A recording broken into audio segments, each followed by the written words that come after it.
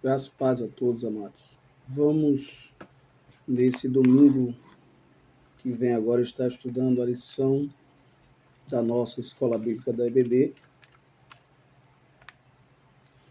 Será a lição de número 6, que tem por título A Igreja, Organismo e Organização. Nosso texto áureo, ele nos diz assim: Escolhei, pois, irmãos, dentre vós 7 varões de boa reputação, cheios do Espírito Santo e de sabedoria, aos quais constituamos sobre este importante negócio ou ministério. Aqui fala da chamada do diaconato. A verdade prática nos diz assim: a igreja é um organismo vivo. Contudo, como toda estrutura viva, precisa ser organizada. O nosso textual, nossa introdução, ela nos diz assim: nesta lição vamos conhecer a igreja como organismo e uma organização. Eu coloquei aqui, fazendo um resumo aqui da nossa introdução, assim: a igreja como organismo e uma organização. Vamos estar falando dessa lição. Vamos estar falando também sobre não existe organismo sem organização. Vamos estar falando também, existe uma igreja sem nenhum tipo de liderança visível? Vamos estar fazendo essa pergunta, né? O que é uma igreja estruturada? O que é uma igreja estruturada? E também sobre uma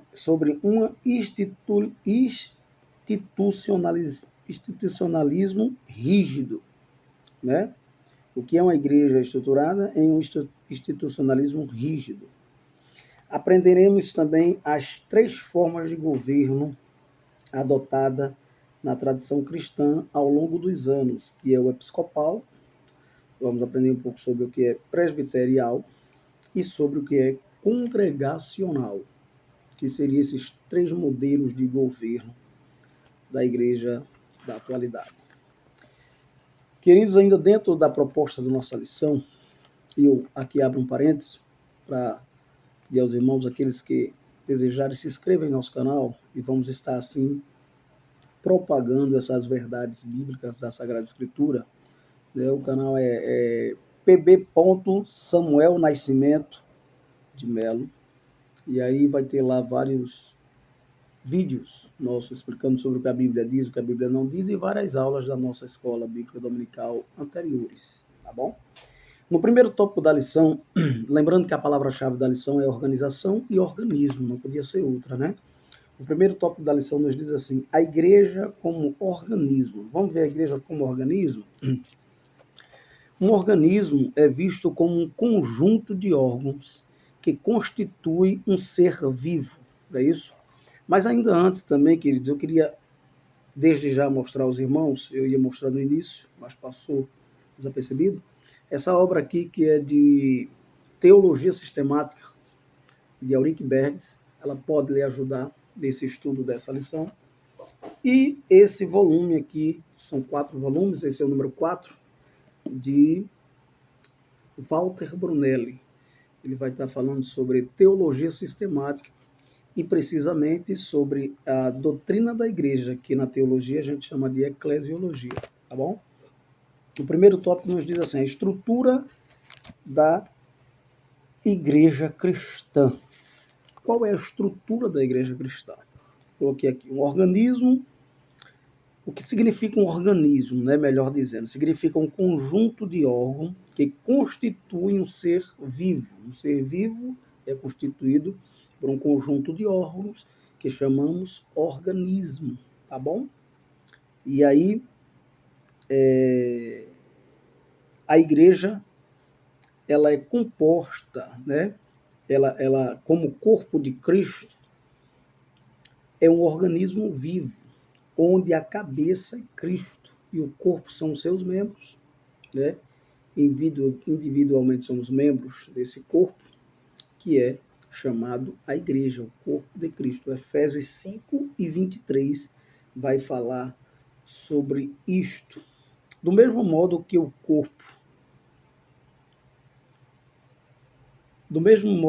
corpo funciona pela harmonia dos seus membros, assim também a igreja funciona pela harmonia da membresia, né? A gente vai ver isso, a gente já leu em várias outras aulas e lições, mas a gente vai ver isso em 1 Coríntios, capítulo 12 e o versículo 12. Eu queria ainda ler Efésios para os irmãos, para embasarmos essa palavra de um jeito melhor. Tá? Eu gosto muito de ler os textos e expor os textos para os irmãos. Efésios, no capítulo 5, versículo 23, o apóstolo Paulo vai nos dizer assim: 5:23. Vocês, cadê? 23. Porque, 23, meu Deus, 5:23. É isso mesmo, porque o marido da esposa, a esposa da mesma maneira como Cristo lidera o seu corpo, do qual ele é o Salvador. Porque o marido lidera a sua esposa da mesma maneira que Cristo lidera o seu corpo, que é a igreja, do qual ele é o Salvador dela. Ainda em Coríntios capítulo 12 e o versículo 12, já lemos em outras lições, mas eu vou fazer questão de reler aqui para os irmãos, para ficarmos com um entendimento bem claro desse texto. No capítulo 12 e o verso número 12, diz: nossos corpos têm muitos membros, porém esses muitos membros formam um só corpo. Assim acontece com Cristo. Cada um de nós é um membro desse corpo único de Cristo. Tá bom? E aí ele vai citar, né, judeus, vai citar várias etnias que podem fazer parte desse corpo de Cristo, que é a igreja. Então, os membros, eles não existem independentemente. A gente vai ver isso ainda em 1 Coríntios, não deveria nem ter fechado, no capítulo 12 de 1 Coríntios, e o verso de número 21. 21. Ele vai dizer assim, ó. Cadê? O olho não pode dizer à mão, não preciso de você. A cabeça não pode dizer aos pés, não preciso de você. Tá bom? O olho não pode dizer à mão, né? Porque eu não sou mão, não preciso de você. Nem a cabeça dizer aos pés, porque eu não sou o pé, não preciso de você. Até mesmo que ela é carregada, né, pelos pés, pelo corpo e os pés ali, que vai dando sustentabilidade a este corpo. Então, os membros não existem independentemente. 1 Coríntios 12:21. Como o corpo místico de Cristo existe organicamente, certo? A igreja, né, no sentido universal espiritual, aí é o corpo místico de Cristo. A gente já aprendeu isso em outras lições. Amados, isso foi no primeiro subtópico do primeiro ponto, que é a igreja como organismo. Agora vamos ver o segundo subtópico, a igreja como organização. Já tem uma diferença, tá? A igreja primitiva, ela seguia uma liderança centralizada nos apóstolos. A gente vai ver isso em Atos, capítulo 16. Vamos ler bastante Atos. E o verso de número 4. Atos 16:4. Veja o que é que a palavra de Deus nos diz. Então eles iam de cidade em cidade, comunicando a decisão a respeito dos gentios tomada pelos apóstolos e os presbíteros, tá? Da igreja em Jerusalém. Ou seja, a igreja tinha uma liderança. A igreja primitiva já tinha uma liderança. Então, cabe com essa história de que não precisa de liderança, não precisa de ninguém liderando, Cristo é o único líder da igreja. Isso é uma barca furada, viu? Vamos lá, vamos adentrar ainda mais ainda sobre isso aí. Os apóstolos doutrinavam, a gente vai ver isso em Atos 2 e 42, viviam ensinados na doutrina dos apóstolos, que foi passada por Cristo. Obviamente, os apóstolos passaram 3 anos e meio aproximadamente de discipulado com Jesus. Pensa num discipulado abençoado, né? Ter aula com Jesus, o Filho de Deus, tem professor maior do que Jesus. Dentre o Rabi, Jesus é o Raboni, o mestre dos mestres, tá? O mestre por excelência. Nessa igreja primitiva também, ela como organização, eles seguiam a doutrina dos apóstolos, tá bom? Os apóstolos direcionavam aí, ó, junto com os presbíteros, pessoas para estarem ali à frente, aqui no capítulo 16, vou repetir aqui o versículo 4. Então eles iam de cidade em cidade, comunicando a decisão a respeito dos gentios tomada pelos apóstolos e presbíteros. Eles tomavam as decisões da igreja em Jerusalém, tá bom? Cuidavam da parte administrativa, a gente vai ver isso em Atos 4 e 37. Eles também, os apóstolos, instituíam lideranças locais, eles colocavam presbíteros em determinadas locais, igrejas locais. Isso a gente vai ver em Atos 14 e 23. Eles instituíram a formação de alguns diáconos, né? No capítulo 6, versículo lá 6 no capítulo 6 e o primeiro ao 3 de Atos dos Apóstolos. Havia reunião em concílio, a gente vai ver isso em Atos capítulo 5, versículo 1 ao 6, não é isso? Havia reunião. Deixa eu só corrigir algo aqui. No capítulo 5 ao 6 de Atos, é ali onde vai haver a instituição, provavelmente aqui, dos diáconos. Capítulo 5, vamos corrigir aqui, e o verso de número 1 ao 6. Havia um homem, capítulo 5, versículo 1 ao 6. No finalzinho, reuniam-se em concílio, né? E também, cadê? É isso mesmo. No capítulo 6, versículo 6, é onde é a instituição dos diáconos, tá? Com a rápida multiplicação dos crentes, é isso mesmo, no capítulo 6, que é a instituição dos diáconos, tá bom? No capítulo 1, capítulo 15, versículo 1 ao 5, capítulo 15, versículo 1 ao 5, melhor dizendo, eles se reuniam, né, em concílio, é isso?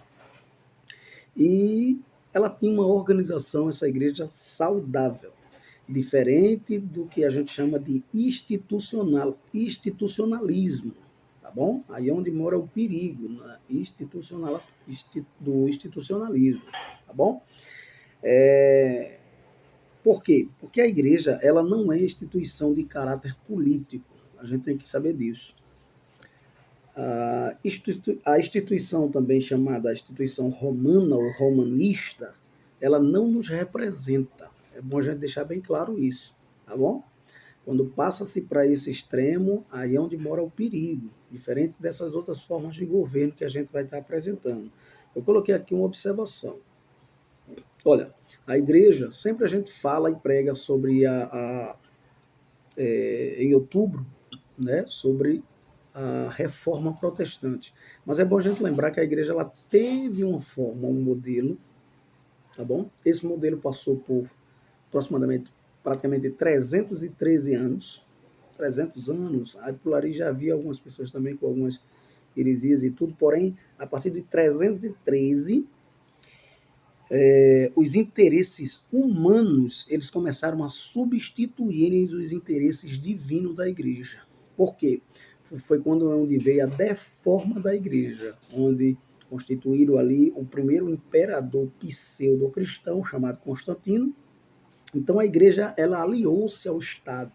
E com isso cada um trazia o seu santo, a sua veneração, e ali houve a gente poderia dizer, uma grande politicagem, né, da parte do imperador pseudo-cristão, e começou a igreja a mudar a forma, o modelo da igreja primitiva, ela começou a mudar essa forma.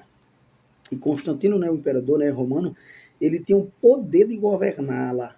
Instituíram o papado, né, que não existia, E um clero passou a exercer a autoridade máxima sobre a igreja. A coisa foi ficando tão decadente que agora era proibido até o acesso à Bíblia. Por quê? Para eles não descobrirem a verdade, obviamente. Porém, eles diziam que a autoridade de interpretação das Escrituras só estava sobre o papado, né? A liderança. E isso a gente sabe que não é verdade, não é bem assim. Foi proibido até os fiéis, né, essa Bíblia. E depois, por fim, no dia 31, estou fazendo um resumo, porque tem que estudar sobre a história do cristianismo para aprender melhor sobre isso.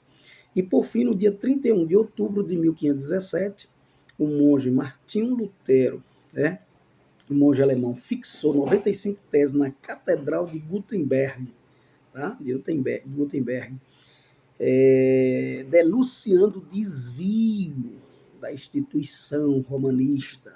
Esse dia passou a ser conhecido como o Dia da Reforma Protestante, que até hoje a gente comemora a Reforma Protestante. Mas é bom lembrar que a igreja teve uma forma, teve uma deforma e depois a reforma. E depois teve os pré-reformadores, tá bom? Então, no terceiro subtópico da lição, ainda nos diz assim: organismo e organização. Então a gente vê a diferença aí da questão do institucionalismo, tá bom? Diferente dessas formas de governo que vamos estar apresentando. O organismo, terceiro subtópico do primeiro ponto, organismo e organização. A igreja como corpo de Cristo, como eu já falei lá no início, tanto é um organismo vivo como uma organização. É isso? Alguns, por exemplo, chamados e conhecidos como desigrejados, ou sem igrejas, sem templos, eles acreditam que a igreja existe somente na forma mística, invisível, né? Como organismo, e rejeitam toda forma de organização para ela. Por exemplo, para essas pessoas não devem haver liderança. É incrível como é que se pode se ter uma organização dentro de um organismo sem liderança. Né? Isso aí é inadmissível. Para eles não precisa de liderança nem estrutura alguma, ou seja, arquitetônica, de templo, de paredes, né? Então, eles vão ter que ir de encontro ao Templo de Salomão, vão ter que ir de encontro ao Templo de Zorobabel, vão ter que ir de encontro ao Templo de Herodes, lá, né, que foi reconstruído, né? E vão ter que ir de encontro a todo tipo de estrutura arquitetônica, quando na verdade a gente sabe que isso, nada disso é bíblico, tá bom? No entanto, né, encontramos na Bíblia, não importa o que eles acreditam, deixa de acreditar, a gente tem que ver o que é que a Bíblia diz sobre isso, o que é que a Bíblia mostra, tá bom? Encontramos na Bíblia uma forma de organismo e de organização. Os apóstolos, eles iam ao templo. Jesus, em momento algum, criticou alguma questão. Quando Jesus vem falar sobre aquela questão lá do templo, que ele diz que derribaria esse templo e reconstituiria em 3 dias, ele está falando do corpo dele. Não está falando do templo físico, de estrutura física, arquitetônica. É bom a gente deixar claro isso. Então, no segundo tópico diz, igreja, um organismo vivo e organizado. No primeiro subtópico, subponto, né? No segundo tópico nos diz, no seu aspecto local. Por exemplo, existiam as igrejas locais, ainda que não poderia ser construído muitas vezes templo por causa da perseguição da igreja. Sabemos que a igreja, como eu já falei anteriormente, foi perseguida por 300 anos e firme ali na doutrina dos apóstolos, claro que com algumas exceções, mas firme na doutrina dos apóstolos, e depois veio a reforma, como falei, mas havia igreja no contexto do Novo Testamento, a gente vai ver igrejas em vários locais, igreja local, né, com uma comunidade de cristãos que se reunia. E havia também as sinagogas, a gente não vai entrar nesse detalhe aqui, mas a gente já falou nisso em outras lições, que era uma representação do templo, não tem para onde fugir, teria que ter um lugar para se reunir, né? Então vamos ver a igreja em Roma, a gente está vendo em Romanos 1:7, a gente não pode, né, tirar essas páginas da Bíblia e negar ela. A igreja em Coríntios, no 2 Coríntios, capítulo 1, versículo 1 e 2, a igreja em Éfeso, capítulo 1, versículo 1 e 2, como organismo vivo, a igreja do Novo Testamento era organizada. Ela se reunia, está em Atos 2:42, ela orava, está em Atos, ainda no versículo 42, ela atuava socialmente, está em Atos capítulo 4, versículo 35, ela instituiu diáconos, está em Atos 6, 1, 2 ao 6, Tá? E presbíteros está em Atos 14, 23. Os apóstolos instituíram o presbítero para estar na frente das igrejas. Todos esses fatos mostram um organismo vivo, agindo de forma organizada, com uma questão de organização administrativa, tá bom? Então, no segundo subtópico ainda do segundo ponto, no seu aspecto litúrgico, como é a igreja no seu aspecto litúrgico? Isso aqui é muito importante, tá? Paulo priva pela decência e ordem no culto. Ele vai dizer que o culto precisa de ter decência e ordem, até mesmo que ele estava falando para a igreja de Corinto, e a igreja de Corinto estava vivendo uma desordem nos cultos, então há um contexto para isso. A gente vai ver em 1 Coríntios 14 e o 40 é isso? Não, capítulo 14, versículo 4 deve ser, né? 1 Coríntios, vamos lá. No capítulo 14, a prova dos 9 fora. E o verso de número 4 diz assim: uma pessoa que fala em línguas está edificando-se a si mesmo, porém quem profetiza edifica toda a igreja. Deixa eu ver o versículo agora, se é o 40. É o 40, hein? Entretanto, façam questão de que tudo seja feito com decência e ordem. Ele está falando aqui sobre o culto na igreja de Corinto, tá? Fala dos dons espirituais e vai falando de cada um, depois e por fim ele diz: entretanto, façam questões que tudo seja feito com decência e ordem. Fala da ordem no culto, tá ok? Ele também ele estabelece costumes que devem ser observados. 1 Coríntios capítulo 11 e o verso de número 6, que diz assim: se ela se... 1 Coríntios 11, 6, é isso mesmo? 11, 16, perdão. 11, 16, ele nos diz assim: entretanto, se alguém deseja questionar a esse respeito, tudo o que posso dizer é que nunca ensinamos mais do que isso a esse respeito. E todas as igrejas de Deus pensam da mesma maneira. 11 e 16 de 1 Coríntios. Então, ele vai também falar da celebração da ceia, 1 Coríntios capítulo 11, 23, mas ele vai falar também, 1 Coríntios capítulo 14, e 26. Que fazer, irmãos, quando nos reunis? 14 e 26 ainda. Ele vai dizer assim: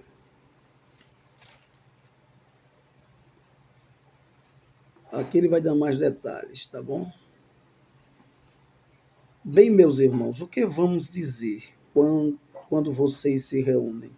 Alguém terá um salmo, outro ensinará, outro transmitirá alguma informação especial que Deus lhe deu, né? Haverá interpretação de línguas,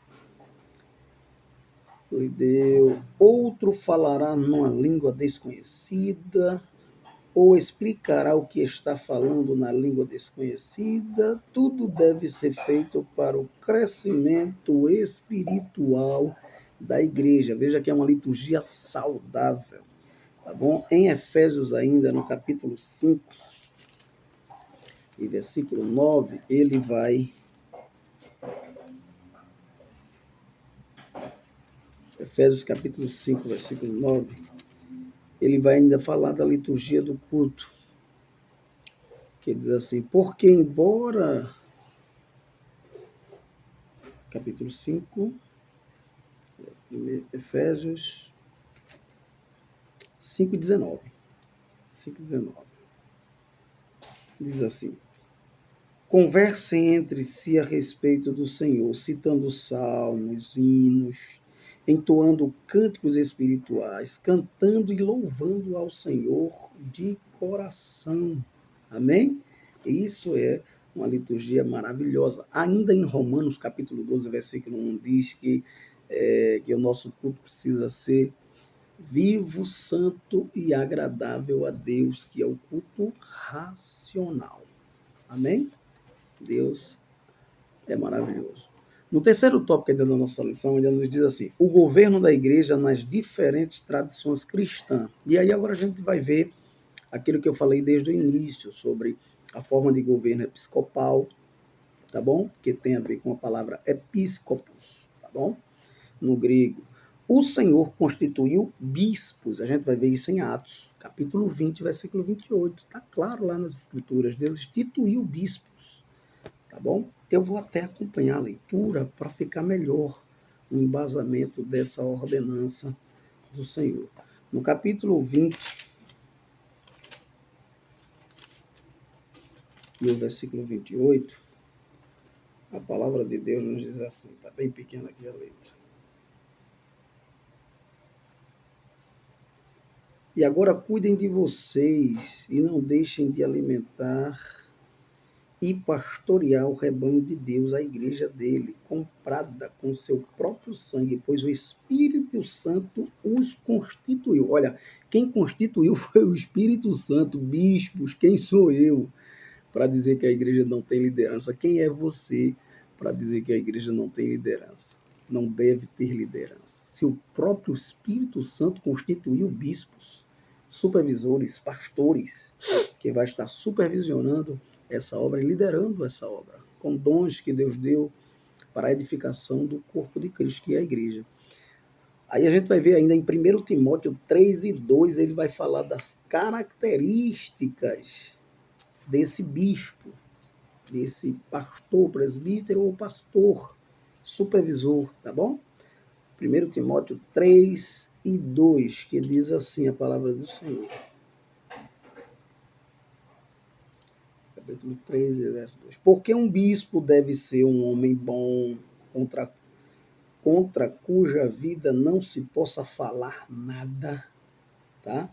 Deve ter apenas uma mulher e deve ser trabalhador, cuidadoso, sensato e respeitável.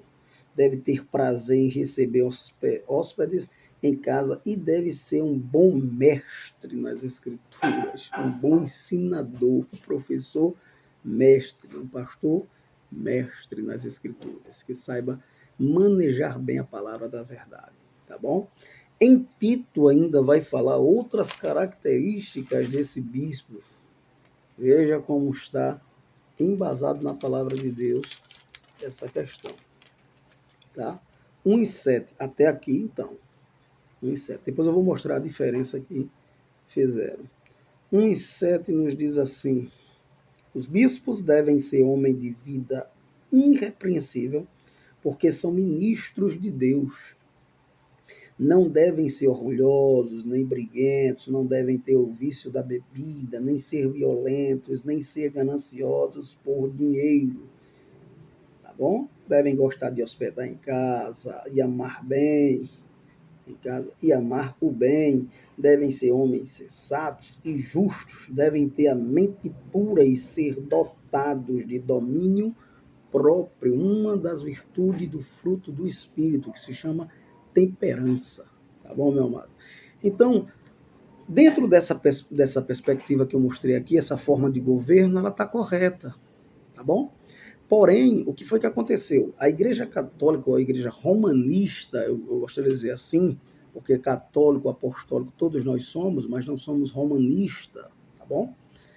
Porque aí é onde veio a reforma da Igreja. A Igreja romanista, romana, né, adota a forma episcopal de governo sobre o argumento. Aí ele já muda essa classificação, essa ideia bíblica, sobre o argumento de que essa autoridade deriva de uma sucessão apostólica desde os primórdios da igreja, com base em Mateus 3, 16, 18, 19, que a gente já explicou, né, que Pedro era um fragmento de pedra, mas Cristo é a pedra angular.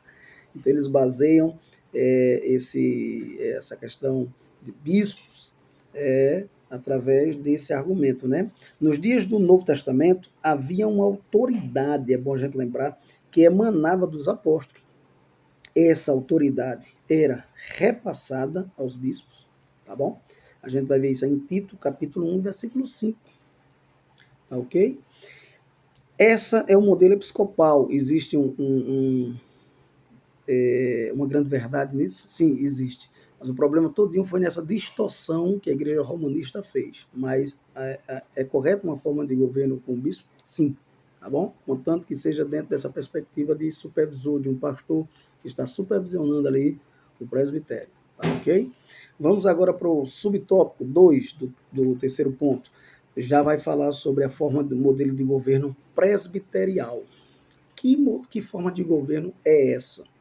O ofício de presbítero no Novo Testamento, a gente vai ver isso em Atos, capítulo 11 e 30, tá? Atos 11 e 30, eu vou ler para embasar. Atos 11 e 30, a gente vai ver aqui, ó. Eles entregaram seus donativos a Barnabé e Saulo para levarem aos presbíteros da igreja. Olha aí, tá bom? A gente vai ver em Atos também, capítulo 15 e versículo 2. Paulo e Barnabé debateram e discutiram isto com eles longamente, e por fim os crentes enviaram os dois a Jerusalém, acompanhados de alguns homens do lugar, para falar aos apóstolos e presbíteros de lá a respeito desta questão, tá bom? Então a gente vai ver o embasamento aqui para meu nome, o presbiterial, a forma de governo presbiterial, tá bom? Os presbíteros aí à frente da igreja. A igreja, nessa classificação aqui de governo presbiterial, a igreja elege os presbíteros para um conselho, ok? Esse modelo aqui presbiterial, ele usa três ofícios. Ele usa a questão do bispo, a questão do presbítero e a questão do diaconato. Do diácono, tá ok? E tem um embasamento bíblico? Obviamente que tem.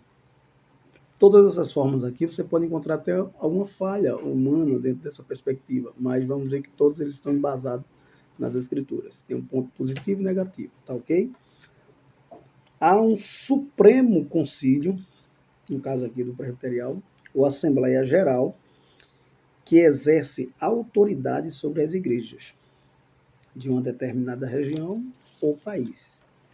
Vamos ver agora o modelo congregacional.